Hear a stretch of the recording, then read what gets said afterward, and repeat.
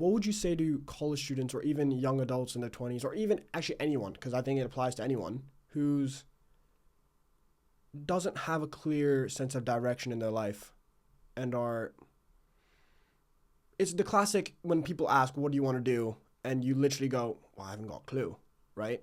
What would you say to them? I want to first say that I think it was completely unnecessary that I just left my job at Google at the time.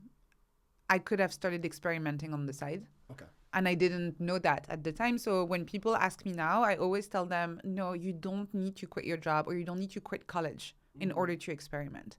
And in my case, it turned out to be okay. But looking back, I didn't have to do that. I didn't have to put myself in this very risky situation, especially financially. So I don't think you need to do that. You can experiment on this side. And so that's the advice I would give to anyone who's feeling a little bit lost about their next steps.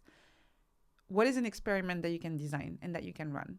And there are lots of different ways you can figure that out. I already mentioned just thinking back on your childhood. If you remove any expectations of success from society, if you remove all of the very understandable worries that we have about money, if we remove this need for status that we have, if we remove all of that, just strip it all down, remove it all, go back to how you liked spending your time as a child, when your parents were not watching, when you were alone in your living room, what did you like doing? And then take that and see if there's an experiment that you can run around that. I would start from this. And I'm not saying necessarily that this one thing is going to be your thing. The idea here is just to reconnect with that experimental mindset and to start being able to look around in your life and the way you navigate the world and find those little seeds of curiosity that you can turn into experiments. Are linear goals still important then? Because, for example, you mentioned you want to do 100 in 100 weekdays. Does that count as a linear goal? No, because the linear goal is when you focus on the outcome. Okay. A linear goal, for example, is I'm going to get 20,000 newsletter subscribers before the end of the year. An experimental goal is I'm going to publish one newsletter every week until the end of the year.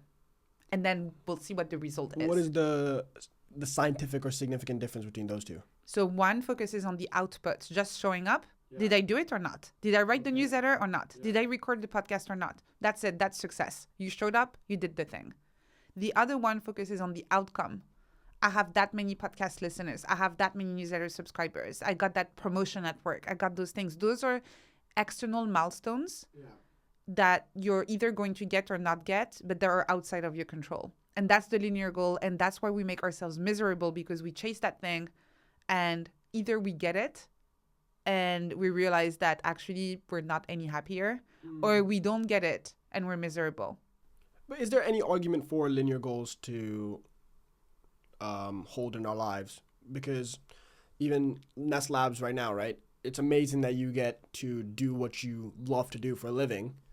And it started out as an experiment. Is there, I guess, an argument that we should have a linear goal at one point because that may motivate us to push even harder for that at certain steps? No, I don't think so. I think if you're working on something that gives you intrinsic joy, why do you need extra motivation? I guess because now the fact that you get to do it for a living, you're getting paid to do it, right? How do I make sure that I'm not escaping my responsibilities while experimenting? That, for example, the responsibility of, I know I'm 20, but even my father's responsibility, let's talk about my father's point of view, making sure that his family is taken care of, like there's enough food on the table for your family, right? Sometimes when I feel like the thought of experimentation may not provide that right away, how can I make sure that we're not escaping the responsibilities that we have? So that's why when we're talking about the idea of sacrifice earlier, I really think it doesn't mean you need to leave your day job until the experiment looks like it is something that can also support you. So within the experiment, you don't need a goal. You don't need a linear goal. That's what an experiment is. It's really all about breaking free from all of those goals we have in other areas of our lives, right? And yes, society is going to force you to have linear goals in other areas of your life. If you want to save up money to buy a house, for example, there's no way around it. That is just how our society is designed, right? But don't create more linear goals for yourself when there are enough as is it is already, right? So for an experiment, you keep it purely experimental, all about showing up, all about your output, not about the outcome. And then just know and accept that, yes, absolutely, there are other areas of your life where there will be linear goals that are created by other people, that are created by society. And yes, you have to kind of follow these and get to these. But yeah, just don't do that to yourself in addition to these. Yes, people, if you enjoyed that clip, remember to subscribe and like the clip. And you can check out the full episode right here. Yep, it's right here. Just press it. Just tap it. It's right there.